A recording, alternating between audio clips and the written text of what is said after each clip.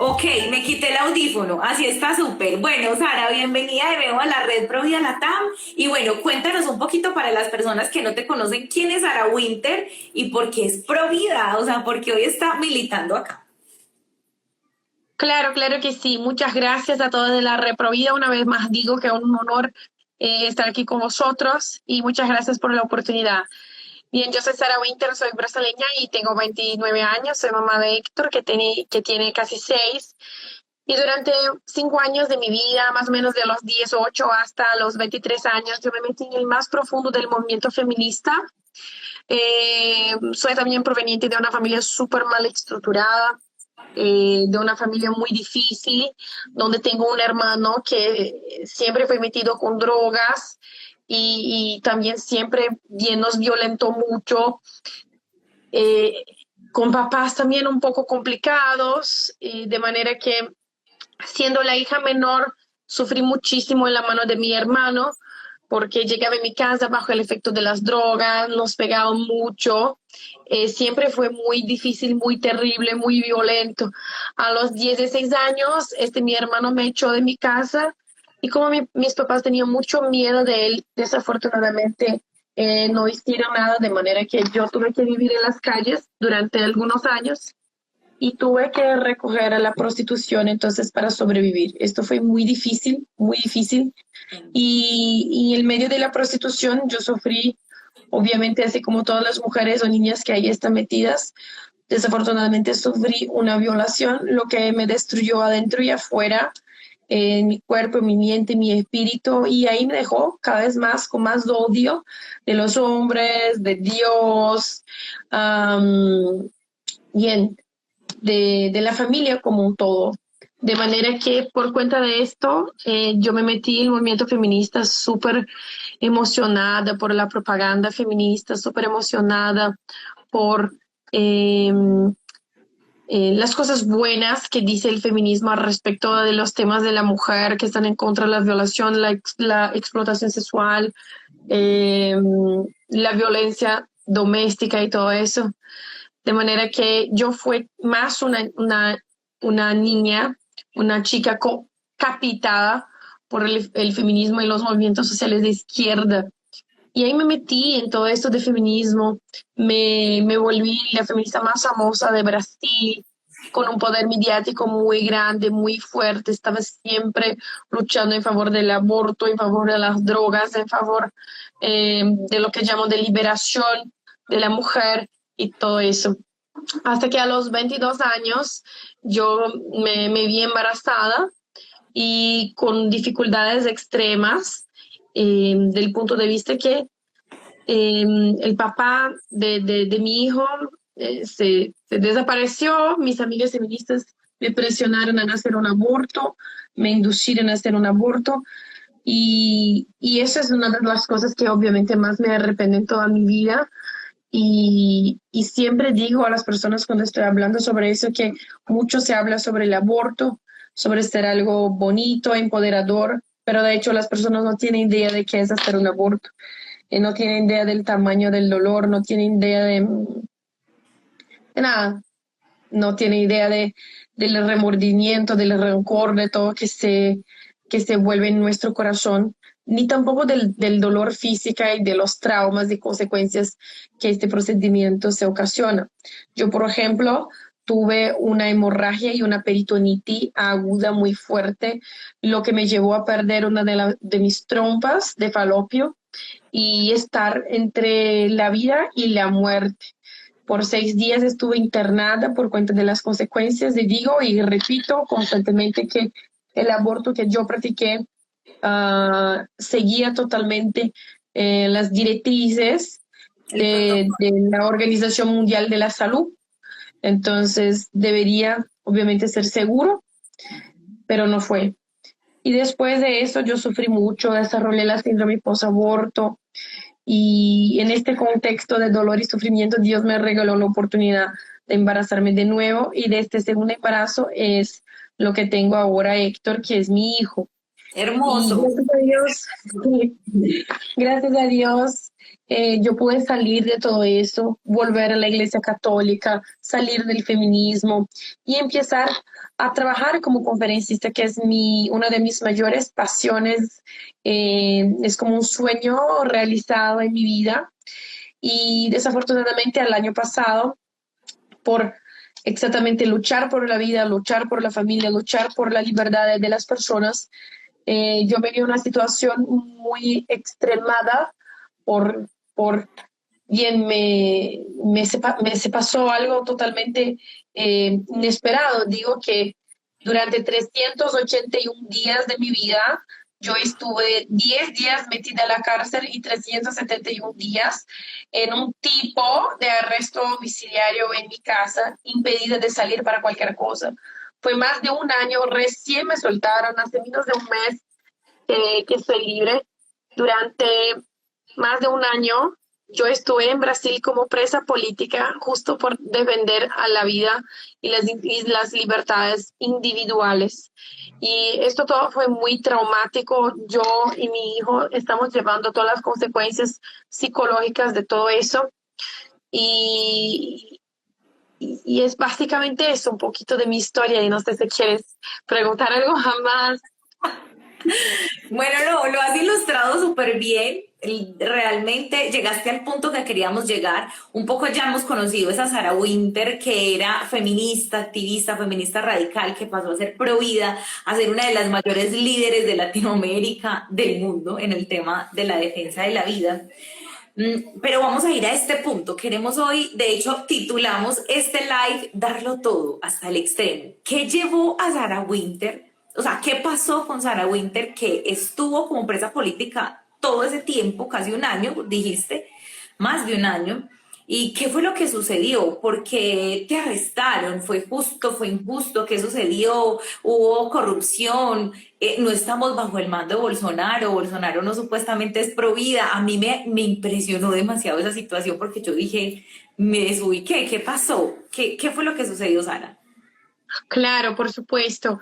Y te agradezco mucho por regalarme la oportunidad de aclarar eso para todas las personas, porque obviamente no es algo normal. Entonces, el año pasado, cuando se empezó la pandemia o pandemia, o como quieran llamar, cuando se empezó, sí, cuando se empezó todo eso, aquí en Brasil hubo una política muy dura de lockdown. ¿Quién ha impuesto esta política de lockdown? ¿Bolsonaro? No. Entonces, aquí tenemos un problema gravísimo, que creo que es un problema que se pasa en muchos países de Latinoamérica, que es la usurpación del poder, de los poderes legislativo y ejecutivo por parte del poder judicial.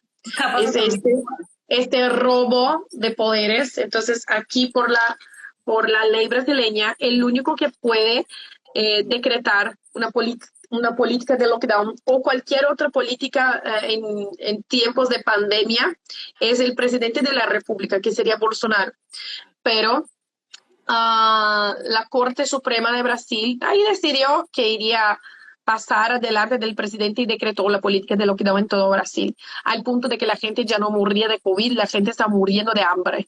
Mucha gente que moría de hambre, mucha gente que falló, que rompió sus negocios y todo eso. Mucha gente que ya encuentra muchas dificultades y principalmente desde que Bolsonaro subió al poder, o sea, Bolsonaro subió al poder con una campaña diciendo que era pro vida, pro familia, etcétera, etcétera, etcétera. Y de hecho creo que lo es. Lo que se pasa en Brasil es que Bolsonaro puede ser pro vida, pro familia, pro libertad, pero no llega a lograr ningún proyecto de ley o programa de gobierno o implementación de cualquier política pública conservadora. ¿Por qué? Porque la base no existe. Entonces, nosotros brasileños fuimos súper estúpidos porque gastamos todo nuestro tiempo, sudor y sangre para elegir un presidente de derecha.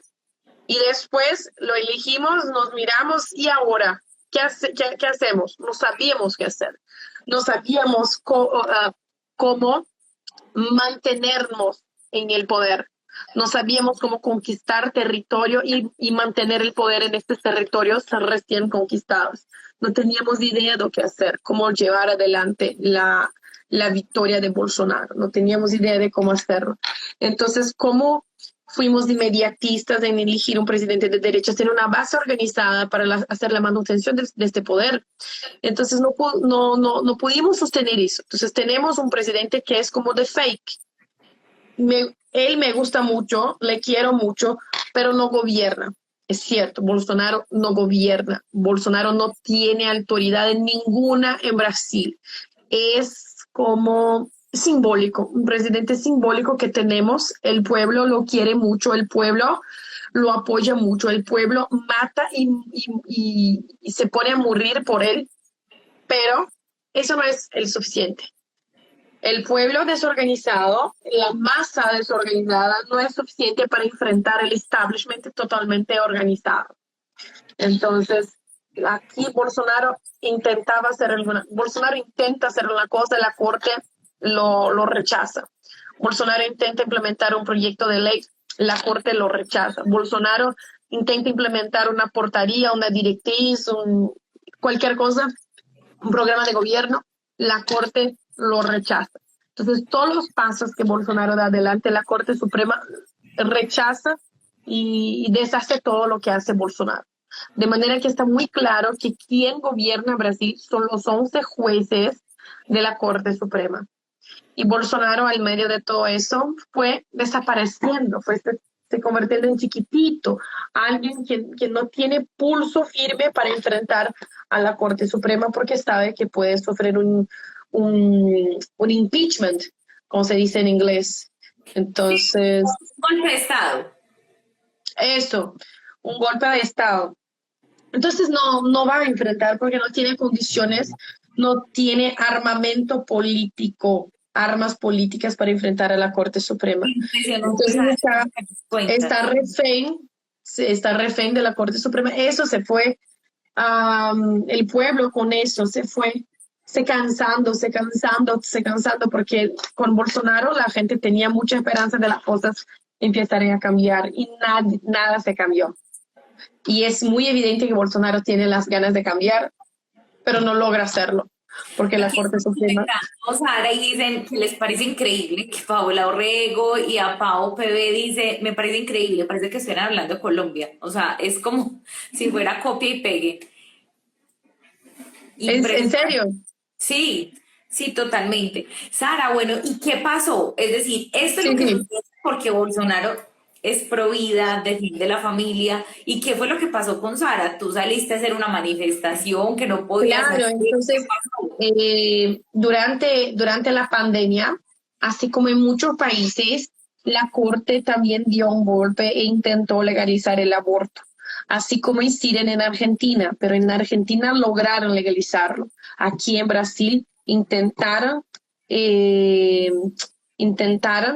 hacerlo, y cuando yo percibí que eso se estaba pasando, cuando yo percibí que había un golpe de la Corte Suprema para al mismo tiempo derrumbar Bolsonaro, porque sí, su impeachment estaba ya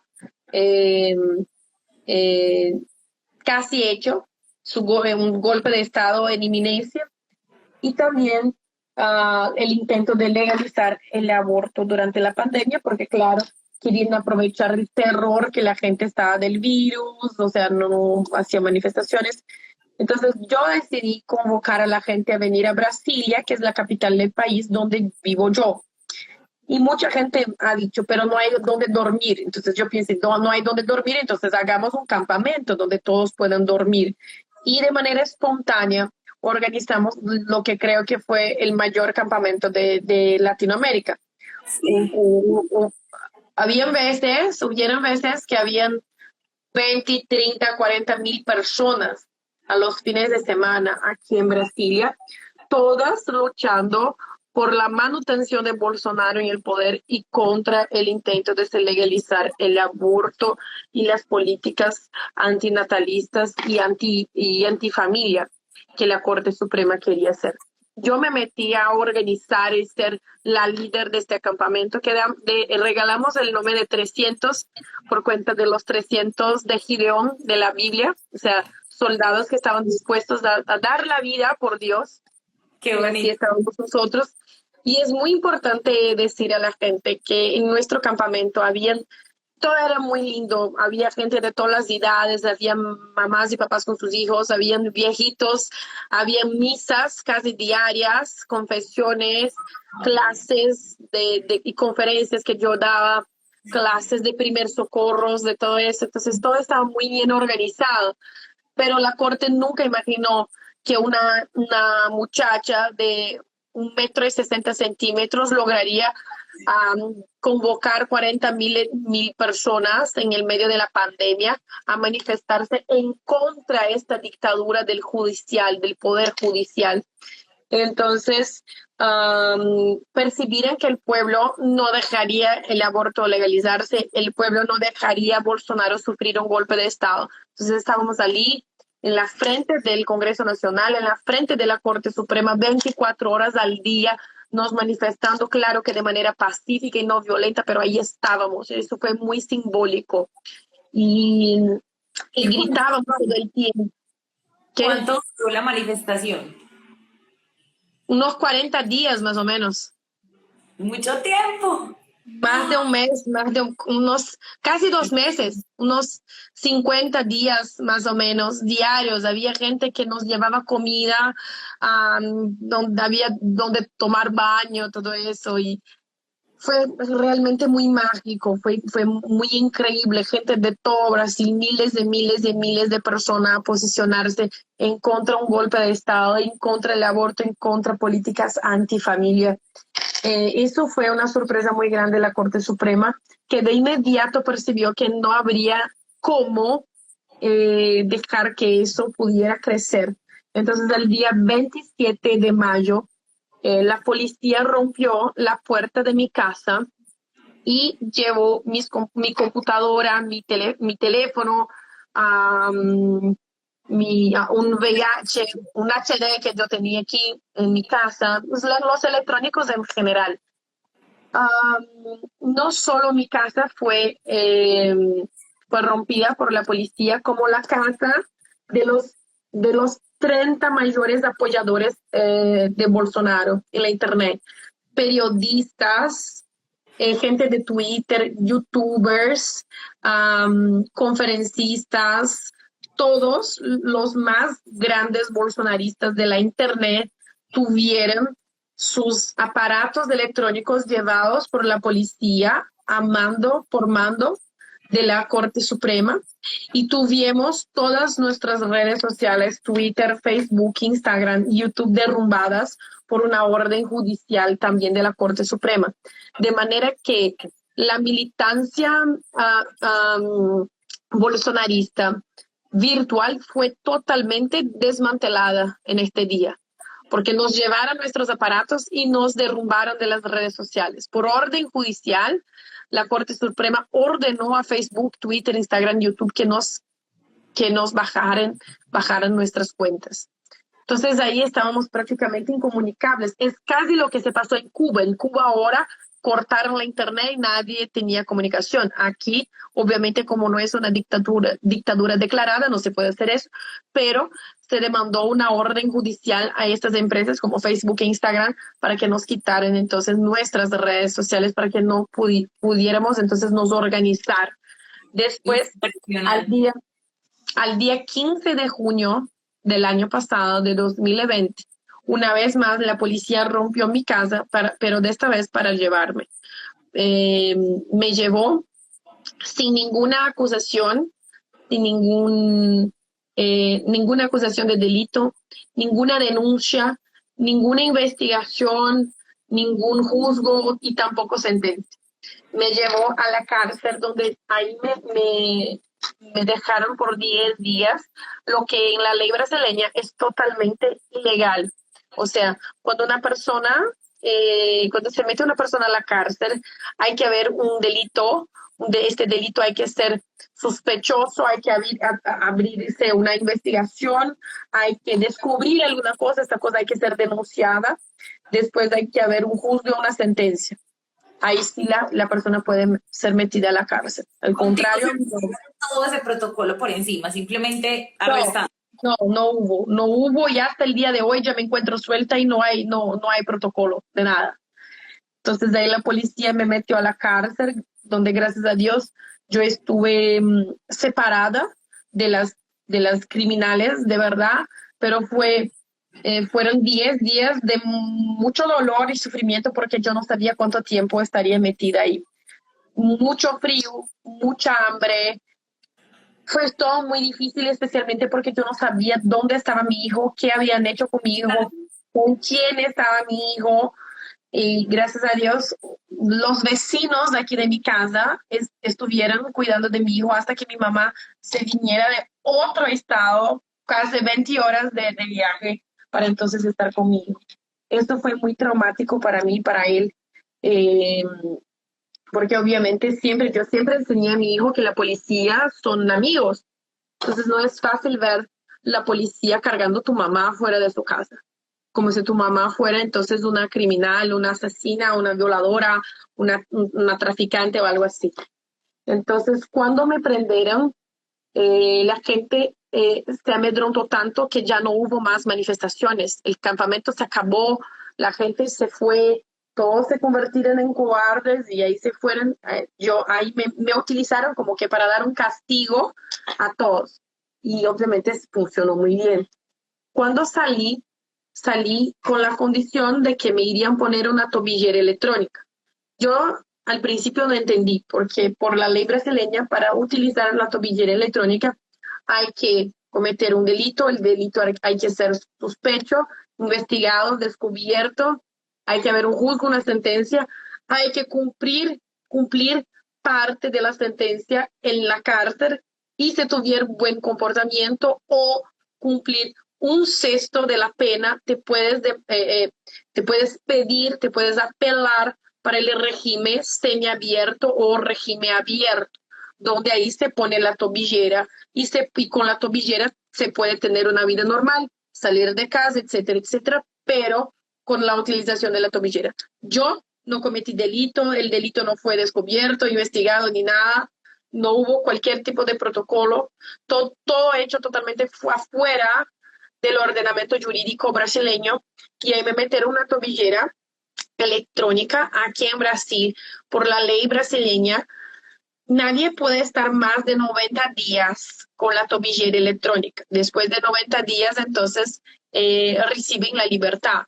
Yo soy actualmente la persona en mi país que más tiene tiempo, más tengo tiempo de tobillera, de utilización de tobillera electrónica.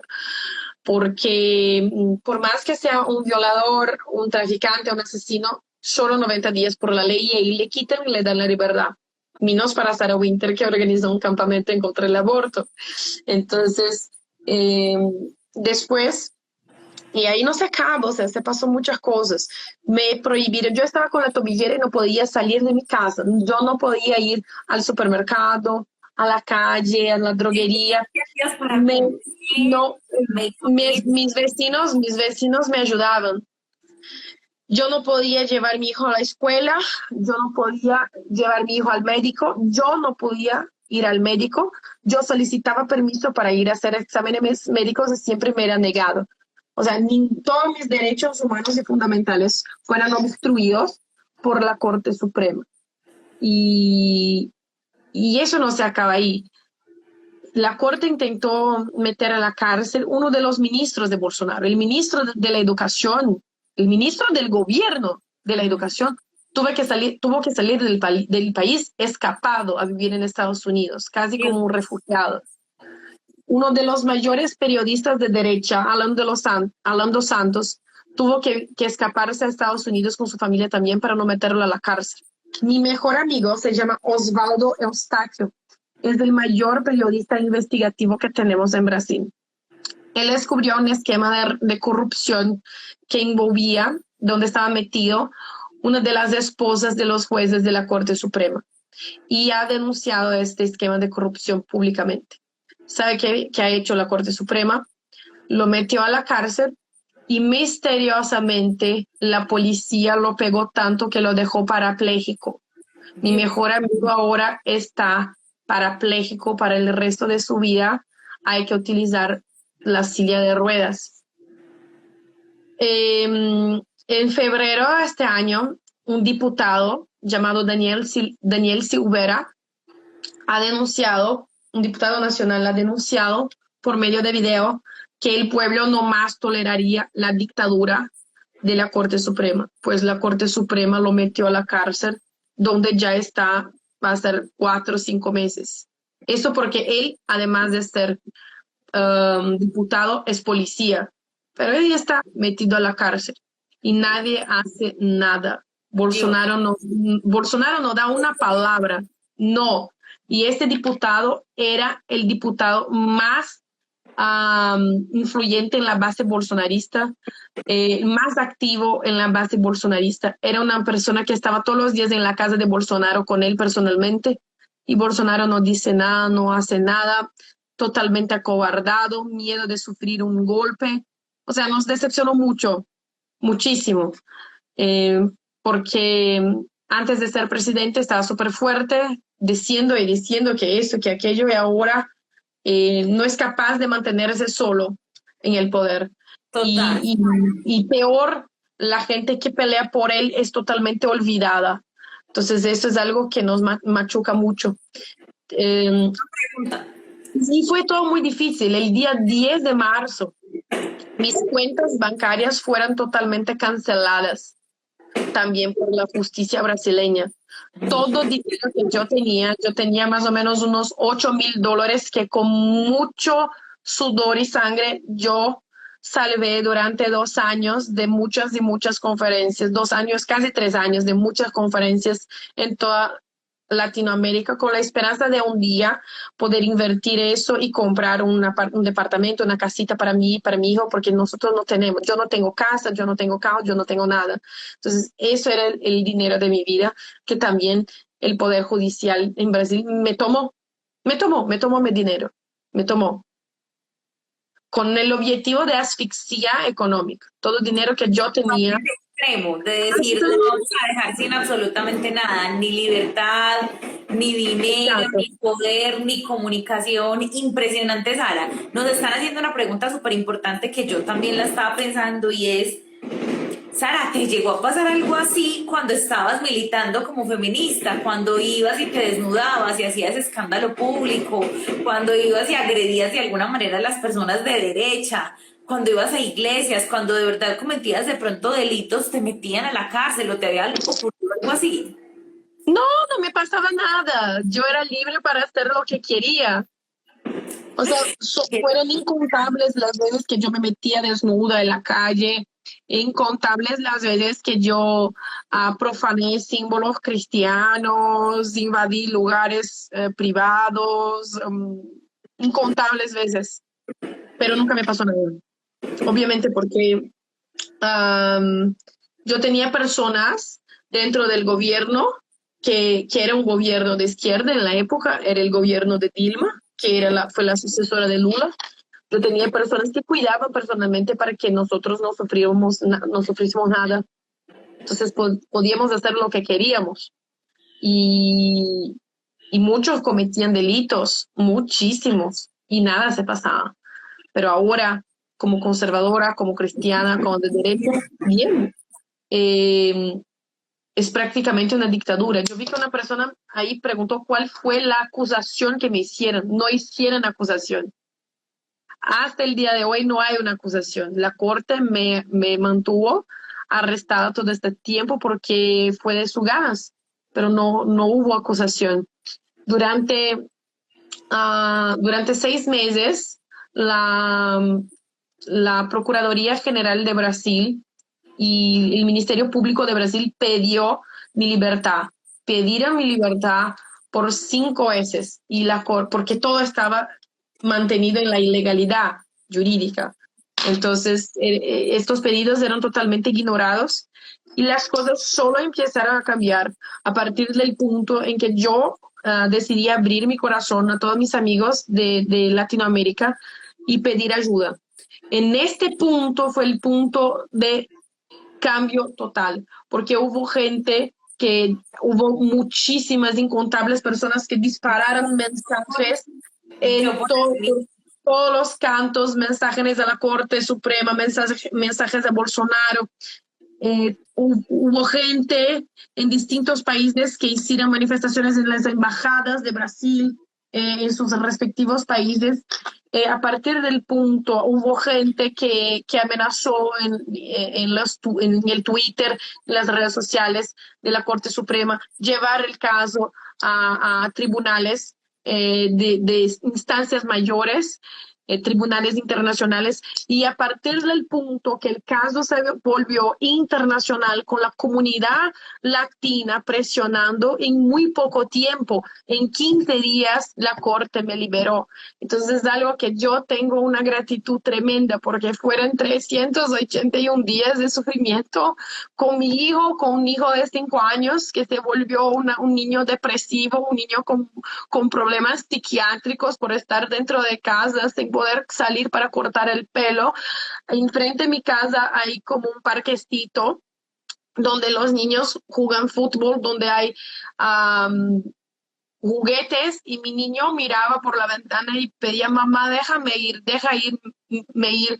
Y yo no podía porque tiene 5 años y mismo que es adelante yo no podía dejarlo ir. Vi a los niños andando de bici y no podía ir, quería cortar el pelo y no podía ir. Entonces tuvimos nuestras vidas totalmente violadas. Cuando la policía llegó en mi casa en la primera vez, yo estaba solo de panties porque hacía mucho calor. Yo estaba prácticamente desnuda y pedía mucho a la policía que me dejaran poner ropa, porque me dejaran poner un corpillo y una remera, y no me dejaron. Yo estuve todo el tiempo así, tapando mis senos para estar en la frente de la policía. Yo tuve que hacer pipí en la frente de un agente de la policía. Yo sufrí todo tipo de humillación que las personas piensan. Yo tuve que estar desnuda completamente en la frente de muchos y muchos agentes penitenciarios y agentes policiales. Y todo eso fue muy traumático. Me quitaron todo. Gracias a Dios me regalaron la libertad y estoy limpia. O sea, no hay ningún documento que dice Sarah Winter en tal año fue arrestada por eso. O sea, no hay. Si como alguien si busca, no hay registro en contra de mi persona. qué Pero impresionante. de cierto hay muchos registros ahora en la alma, en el psicológico de mi hijo y Claro, claro, yo también. un síndrome como pues parecido al síndrome posaborto, inseguridad, tristeza, miedo, dolor, o sea, yo no me imagino la primera vez que saliste a la calle después de casi un año encarcelada en tu casa, o sea, me imagino, yo vi el No, pues, video. pues de hecho fue más de un año. Tú lo hiciste, el video de que ya podía salir, del agradecimiento, o sea, era impresionante, yo lloré porque me pareció increíble como algo que todos tendríamos fácilmente, que es la libertad, poder salir de nuestro hogar. Hoy las personas que salen, oran en frente de centros de aborto, las personas que hacemos activismo pro vida en Colombia o en Latinoamérica o en el mundo, que dirían es normal. ¿Qué se sentiría si fuéramos una Sarah Winter, si nos estuvieran metiendo a la cárcel por decir defiendo la vida y la familia, por defender lo que no se debería defender, sino que debería ser lógicamente, ¿cierto? O sea, debería ser como por derecha. Sara, hay una pregunta súper importante y es, ¿te han amenazado hoy por hablar de la verdad, de lo que pasó, por la corrupción? ¿Has tenido amenazas ahora que estás tomándote los medios de comunicación para contarnos lo que sucedió? Yo, yo digo que tengo aún todavía un cierto miedo de que la situación se vuelva. O sea, tengo miedo de me meter en la cárcel de nuevo. Entonces, prácticamente me estoy concentrando en dar entrevistas en español y cosas que no se llegan mucho aquí en Brasil. Y lo que quiero, de hecho, es poder salir de Brasil y vivir en un lugar donde yo tenga alguna seguridad jurídica, porque aquí ya no hay ninguna Entonces, en seguridad. Colombia, aquí la recibimos. Sí, sí.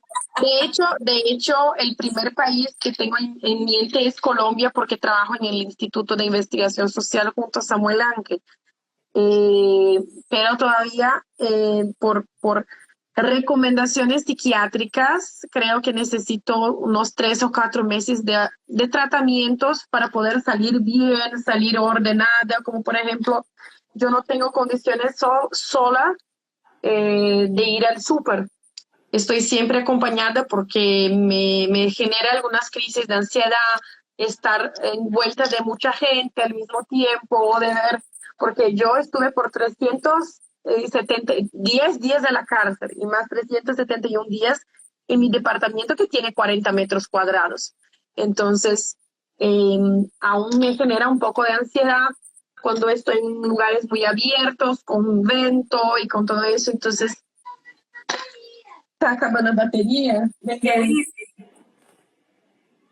Hola, príncipe, ¿cómo estás?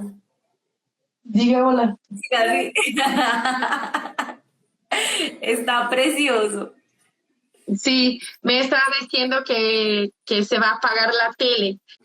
Sí, entonces así y tengo la intención, sí, de salir de Brasil lo más pronto posible, así que pueda viajar bien, estar bien, tener la mente un poquito más ordenada, porque probable que no es fácil inmigrar, no es fácil eh, salir del país. Entonces es algo que es un poco burocrático, pero muy probable que me voy a Colombia y vivir en Bogotá. Entonces, estoy muy feliz. Todavía tengo muchas dificultades aquí en Brasil porque sigo sin mis redes sociales, o sea, no me devolvieron las redes.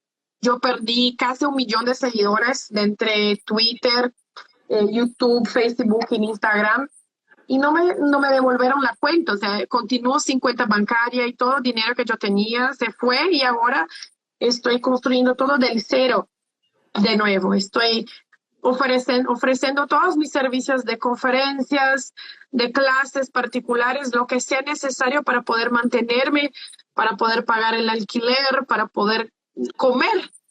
Entonces, es Porque difícil ese es porque tu trabajo de tiempo completo, ser activista pro vida, formar a las personas, eso es a lo que tú te dedicas.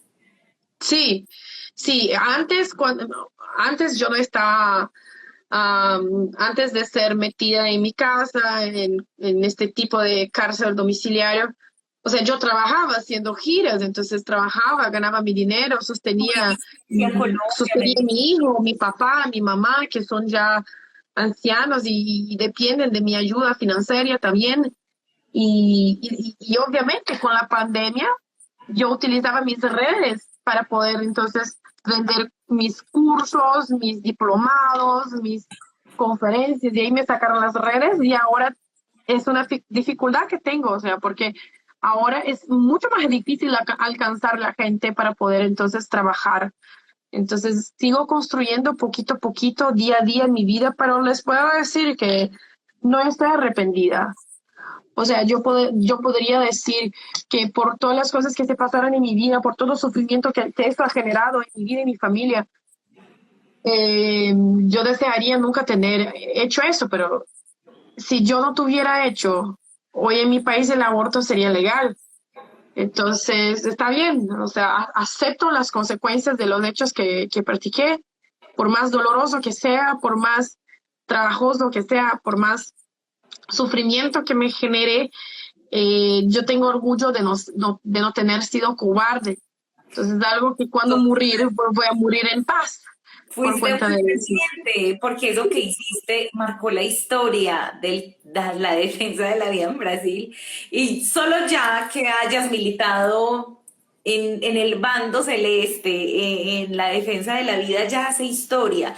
Porque de hecho uno habla de Sarah Winter y ella era esto y hacía esto y ahora hace esto y la gente dice, pero ¿cómo puede ser posible eso? Ahora imagínate, hiciste historia en tu país, te costó sangre, diste todo por el todo, hasta el final. Situaciones económicas difíciles, por eso muchas personas nos volcamos a apoyarte con donaciones, a difundir, los seguidores van y vienen y estoy segura que vas a tener el triple de seguidores que antes porque eres demasiado valiente, demasiado. Cuando yo crezca quiero ser como tú. No. Quiero ser así de valiente como tú porque eres impresionante. Y además, mira, Dios no se queda con nada.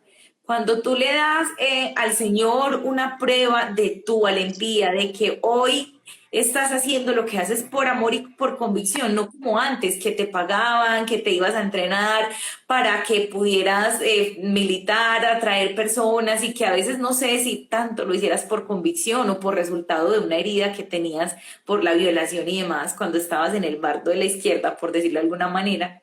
Ahora aquí lo haces por amor, por convicción y creo y estoy segura que Dios no se queda con nada de nuestro esfuerzo y eso está dando resultado hoy.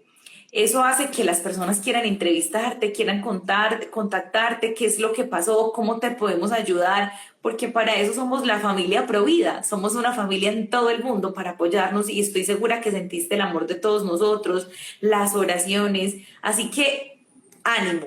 Yo pienso que yo te veo y conozco tu historia, escucho este live y digo, si ella pudo, nosotros podemos, si ella fue capaz y Dios le dio las herramientas, nosotros también lo podemos hacer. Pienso que lo que tenemos que hacer es desacomodarnos, salir del confort de, sí, yo hago aquí, yo sí, yo apoyo, sí, yo oro por la causa. No, hay que ponernos la camiseta como tú lo hiciste. Y de verdad que me parece increíble. Sara, tengo un montón de preguntas. ¿Qué vamos a hacer? Dios mío santísimo. Bueno, te las voy a ir haciendo y las vamos respondiendo. Listo. Por acá Ok, hay una pregunta y es, ¿cómo podemos combatir la izquierda abortista en nuestro país, Colombia? bien, yo creo que la cuestión del combate no se resume no se resume solo a una condición, o sea, el consejo que puedo dar, porque es una pregunta muy amplia, es que cada uno hay que trabajar con sus vocaciones dentro de una guerra. Entonces, imagina, el enemigo es la izquierda abortista, o sea, los abortistas. ¿Cómo combater a los abortistas? Si tú tienes vocación para trabajar con las ciencias médicas, o sea, ser médico, enfermero, etcétera, etcétera, te tienes que formarte para eso y ser un médico, un enfermero, etcétera, un científico, un pesquisador de esta línea. Si tú tienes vocación a ser un sacerdote, que sea un sacerdote y que abra una pastoral de la vida en su parroquia. Si tú tienes vocación para la vida académica, para la vida intelectual, que te metas a estudiar y a enseñar de gratis a las otras personas para que se difunda el conocimiento. Si tú tienes vocación al matrimonio, que es la más sublime de todas, entonces que te pongas a meter unos cuantos hijos en el mundo para trabar la guerra demográfica. Entonces, Ya yo llevo siempre digo, dos. Yo ya llevo dos. sí, ya estás haciendo tu parte. Entonces, cada uno hay que trabajar con su vocación. Si tienes vocación a la acción directa, que te metas a organizar um, protestas, manifestaciones, lobby político, todo eso. Entonces hay un montón de maneras, pero para hacerlas bien hay que trabajar con la vocación de cada uno y, por supuesto, siempre estudiar las mejores estrategias de implementación de cada una de ellas. Bueno, tenemos otra pregunta y es, ¿qué hacer por la defensa de la vida en la política, en la fe? Aparte de dar conferencias, ¿cuál es tu activismo pro vida? Bien, yo por muchos años estuve trabajando junto a las casas Provida, que son entidades que acaban por convencer las mujeres que quieren hacer abortos de no hacer el procedimiento, pero tampoco las deja ahí tiradas en la calle. Les regala todo lo que es necesario para mantener el embarazo hasta el final, como una habitación y en una casa, comida, ropa, ropitas de sus hijos, cursos profesionalizantes como de peluquería, de uña, de maquillaje, que les regala los servicios de abogado, de asistente social, el acompañamiento para el parto, los exámenes médicos, todo eso. Entonces, por muchos años yo salí como voluntaria siendo exactamente la persona que hace estos atendimientos presencialmente para convencer a las chicas de no hacer. Pero hoy ya no hago más, porque bien, pasé por toda esta retirada del público, de las personas durante más de un año. Entonces ahora mi rostro ya es muy conocido para estar en la línea de frente en este sentido. O sea, que las personas que nos buscan generalmente nos buscan pensando que vamos a ofrecer el aborto. Entonces, mi rostro ya se hace mucho conocido para este tipo de cosas. Entonces, lo que hago hoy es dar formaciones gratuitas, o sea, la gente me va a pagar y este dinero yo repaso a las casas Provida para que manténganse. Entonces, este es mi activismo Provida, además de la política. Pero cuando comencé en el Provida, en el movimiento Provida, yo comencé limpiando los baños de las casas Provida, sirviendo de la manera más rudimentar posible. Y después fui para la cocina, después para el atendimiento a las embarazadas, después para la formación específica, filosófica, moral, teológica de las embarazadas. Después, ahora estoy angariando recursos financieros para las casas. Entonces, este es mi comprometimiento que tengo. Impresionante ese activismo que has tenido y has pasado por todo. Me encanta lo que dices y te hace humilde empezar por los baños, la cocina, no llegar como, aquí llegó la activista, no. Yo No, vine no, a servir, vine a empaparme del mundo pro vida, que me enseñen a aprender y es me supremamente encanta. bonito. Me encanta porque eso también nos enseña un montón y nos habla un poco de la nobleza de tu corazón. De verdad que qué bonito. Bueno, Sara, cuéntanos, más bien anímanos, anima a todas las personas que están acá, porque es importante que sigan existiendo instituciones como la Red Provida Latam, porque lo que tú acabas de mencionar está directamente Perdón, direccionado. me sacó el teléfono. Tranquila. Lo que tú acabas de mencionar, de toda esa actividad que hiciste como voluntaria en esas instituciones, es lo que hace la Red Provida Latam y muchas otras instituciones en Colombia. Cuéntanos por qué es importante que sigamos en pie de lucha, por qué es importante que nos apoyen, que sigamos trabajando por esto. A veces en este caminar nos cansamos, a veces decimos, ¿valdrá la pena? A veces nos cuestionamos y decimos, el aborto no va a acabar. Pero, ¿qué nos dirías si a veces desfallecemos, si estamos cansados, si a veces la situación económica, incluso de las donaciones, uno dice, pero es que no tiene sostenibilidad esta situación? Cuéntanos qué nos podrías decir al corazón a todas las personas que su corazón les late y que por las venas no nos corre sangre, sino azul celeste, pero que evidentemente a veces como tú desfallecemos, pero nos volvemos a parar. Bien, lo que puedo decir es que no fuimos hechos para sermos felices. O sea, la felicidad, claro, lo que todo ser humano busca es una búsqueda total por la felicidad. Solo que muchas veces nuestro concepto de felicidad está totalmente desordenado, porque esta vida, el objetivo último de esta vida no es ser feliz, tampoco disfrutar de las cosas buenas de la vida. Estos son regalos que vez u otra Dios nos da y que tenemos que aprovecharlos. Pero el objetivo último, el fin último de esta vida en la tierra es salvar almas para el reino de Dios. Y eso es costoso, es doloroso, nos demanda trabajo, nos demanda sangre, sudor y sueño. No es fácil, no está fácil. Y entonces, muchas veces la gente me dice, ay, Sara, es que no quiero me involucrar tanto en la lucha porque tengo miedo de ser perseguido. Pero Dios, somos cristianos, es nuestra esencia sermos perseguidos. Es nuestra esencia sermos perseguidos desde que Cristo ha venido al mundo, desde antes de Cristo venir al mundo.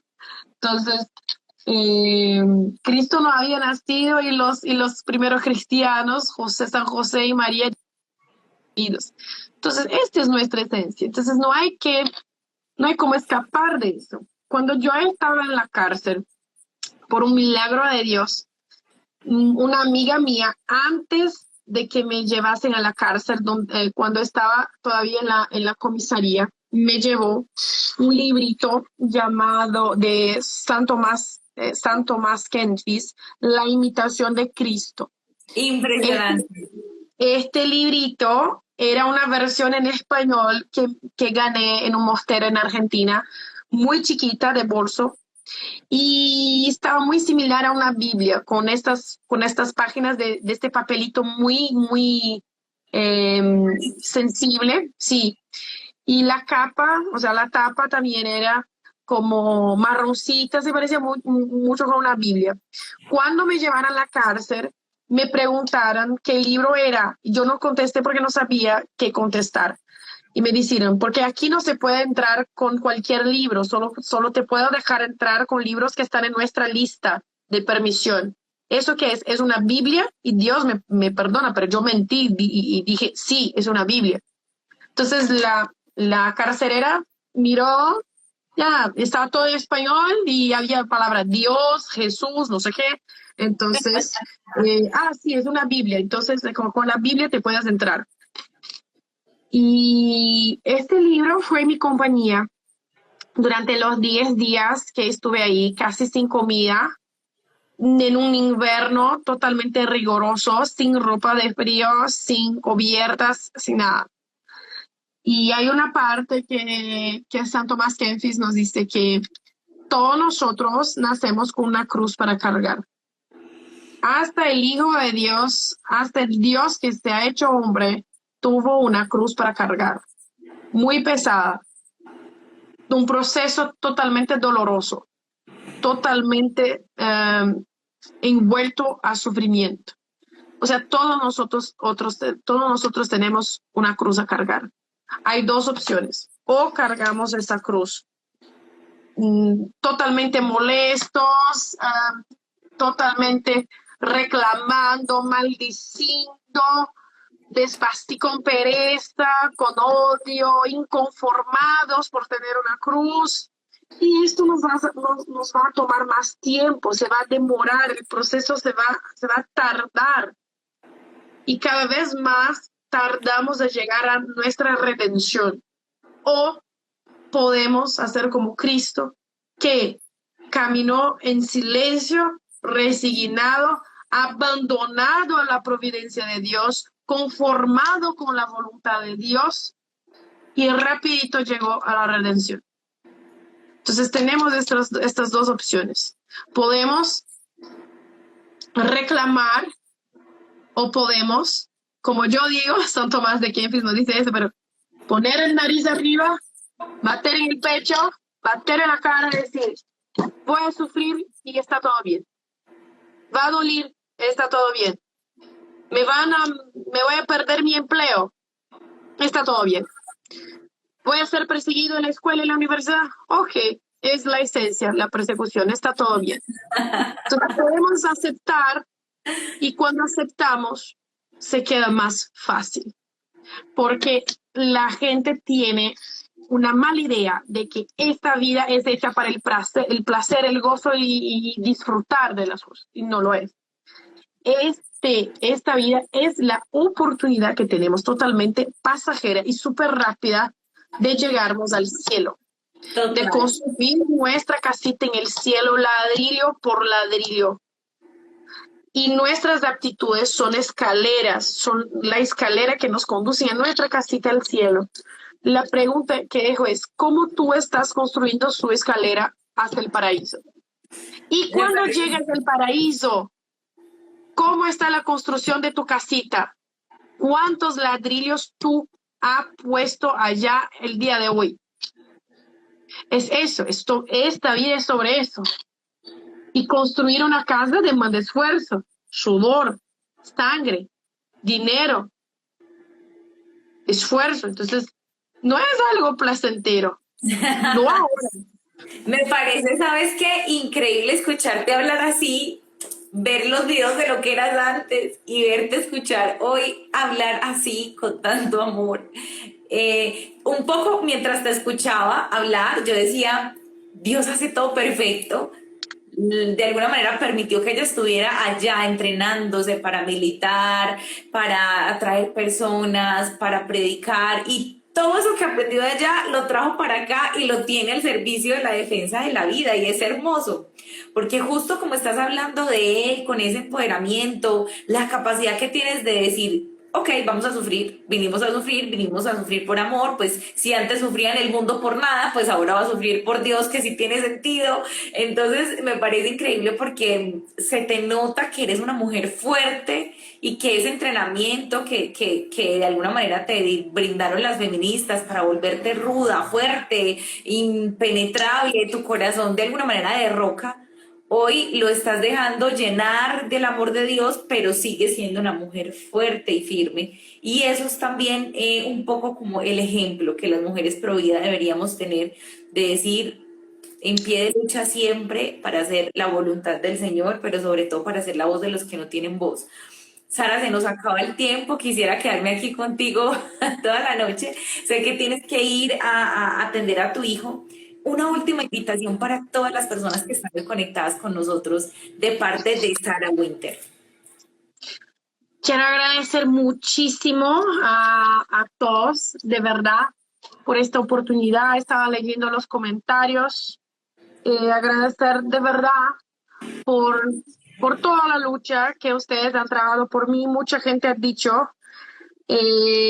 Sarah Winter ha hecho tanto por nosotros, hagamos ahora por ella. Esto me emocionó mucho porque durante un año yo estuve prácticamente sola aquí. Los grupos Pro Vida, claro, me ayudaron mucho con supermercado, con todo eso, pero no había cualquier inminencia de mi libertad. Si hoy Sarah Winter está libre, porque mis amigos hispanohablantes y toda Latinoamérica se llevan todo por mí. Entonces tengo una gratitud infinita, infinita. Y si Dios quiera, en los próximos meses, al máximo al próximo año, ya me estoy afuera de Brasil. Si Dios quiera, viviendo en Colombia, viviendo en Bogotá y pudiendo servir ahora allá en toda Latinoamérica. Me gustaría pedir a los que quieran ayudarme. Yo estoy trabajando y trabajando y trabajando. A los que quieran alguna conferencia o clases particulares, sigo trabajando con muchas ganas de poder sostener a mí y a mi familia. Y pueden contactarme a través de mi Instagram, este propio Instagram que estoy utilizando ahora. Y es eso. Quiero agradecer mucho la oportunidad de todos de la Red Pro Vida Latam. Y que si Dios quiera nos vemos personalmente muy pronto. Gracias, Sara, a ti por abrirnos tu corazón, por abrirnos las puertas de tu hogar y sobre todo por contarnos qué fue lo que pasó, qué hay detrás de la situación que Sarah Winter tuvo que vivir y cómo tú nos enseñas a dar el todo por el todo. Eres una valiente mujer, una mujer coraje.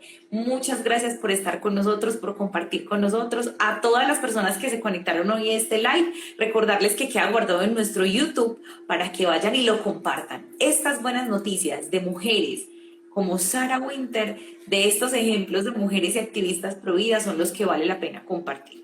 Sara, un abrazo, un beso inmenso, quedamos unidas en oración y en comunicación porque vamos a estar haciendo muchísimos otros lives contigo, pero sobre todo formándonos porque tu experiencia es impresionante y sé que vamos a poder aprender muchísimo contigo. Gracias por hacer parte de esta nueva generación pro vida y gracias por ayudarnos a construir la cultura de la vida. Un abrazo, Sara, que estés muy bien. Gracias, muchísimas gracias, nos vemos. Chao, un abracito, gracias a todos.